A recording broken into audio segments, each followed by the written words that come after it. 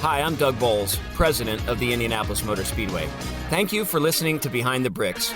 We're excited to bring you this exclusive and entertaining content about the world's greatest racetrack.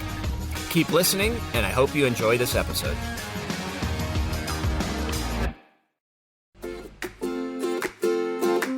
Hi, Indianapolis Motor Speedway fans. Doug Boles here with you for another episode of Behind the Bricks.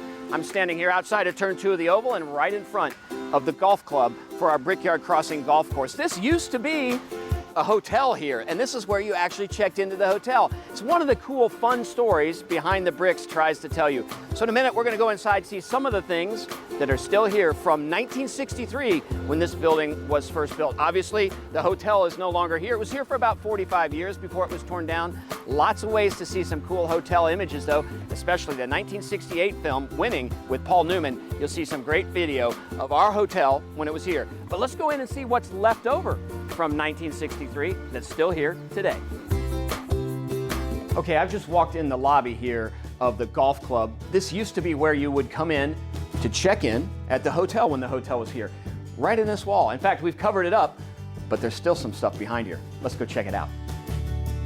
So if you were checking into the hotel from 1963 till those middle 2000s, you would have come in where I was just a minute ago. This would have been a desk. The clerk would have been here behind you.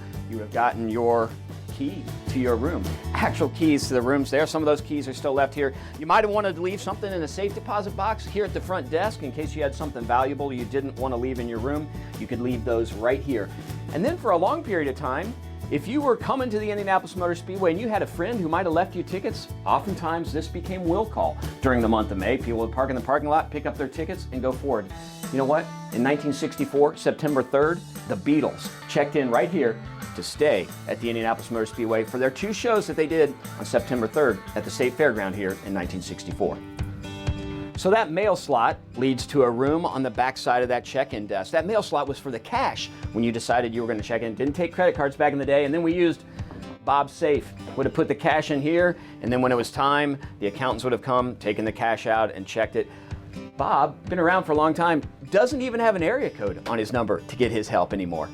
So back in the day when the racing would have ended on track, you would have found an awful lot of those race car drivers, mechanics, others who might have been right here in the flag room celebrating or commiserating their day on track with a cold beer here inside the flag room. The room's still here, can be used for special events, but has been closed for a long time to the public. But this was another great spot, and right out the window, the backside of Turn 2. So you felt like you were right at the Indianapolis Motor Speedway while you were here having a beverage in the flag room.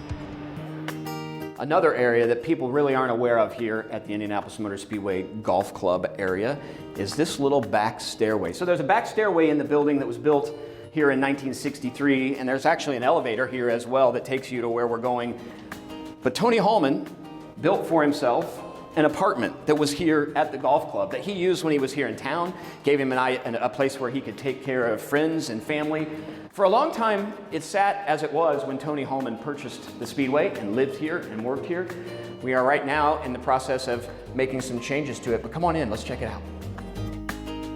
We've got a couple bedrooms and bathrooms off here to the left. They have storage areas for clothes and all kinds of things, but something that's really cool that Roger has left here just to remember exactly what this was like, the old kitchenette that Tony Hallman and Mary Hallman, the family, would have used back in the day, still sits here. So in addition to the two bedrooms and the kitchenette, there was this awesome living space up here. Lots of windows, you can see all kinds of things, but the best part of this apartment is right out here. It's this teakwood deck where you had an amazing view of Turn 2 of the Oval, the golf course. You could have seen the PGA tournament, and the oldest building on property, our barn. So a lot of history in this 1963 building, but there's a little bit of modern piece of it as well too. When you get done playing golf or you get done hanging out upstairs, you got to go to the pro shop. So it's really awesome about our pro shop down here. It's just all of the product you have. So if you're a golfer, you can do everything from your clubs to your shoes, everything you need here. Jeff Williams, who's our director of PGA Golf here at the Indianapolis Motor Speedway, can always help you out. So can Ryland. The whole team is here to help you have a great time as you walk through this historic building here at the Indianapolis Motor Speedway Golf Course. So thanks for joining me on this Behind the Bricks episode as we saw some of the things you don't get to see when you walk through here. Join us next time when we go golf course side and we talk about the history of the golf course and we take a little bit of a tour and see what you could see when you're out here playing golf at the Brickyard Crossing.